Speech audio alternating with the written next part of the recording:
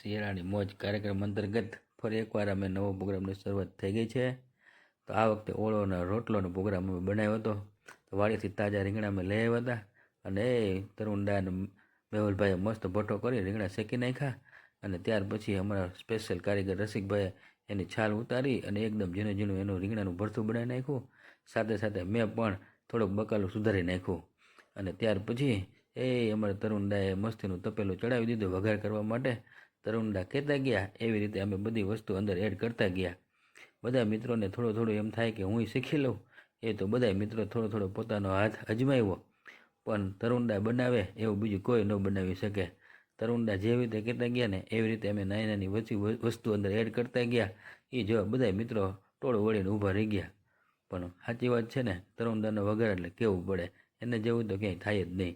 તો બધા મિત્રોએ મસ્તીનો ઓળાની તૈયારી કરી નાખી, ગ્રેવી બનાવી નાખી. જ્યાં સુધી ગ્રેવી પાકતી હતી ત્યાં સુધી અમારા શૈલેષભાઈ વસાણીએ ડાઇનિંગ ટેબલ સજાવી દીધું અમારું. ટમેટા ને ડુંગળી ને છાશ ને રોટલા ને જો અમારું ટેબલ એકદમ રેડી. પાપડ વગર તો ચાલે જ નહીં.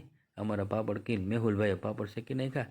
ત્યાર પછી બધા મિત્રો હળી મળીને ઓળો ને રોટલો ને છાશની મજા કરી.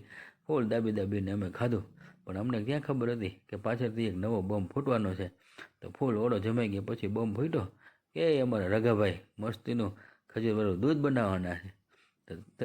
તો અમારા રઘાભાઈ મસ્તીનું ખજૂરવાળું દૂધ ઉકાળીને બનાવી નાખ્યું. અને બધા મિત્રો ખૂબ ટેસ્ટ કરી. મિત્રો પ્રોગ્રામ કર્યો ને તો તમને ખબર પડે સાચી મજા.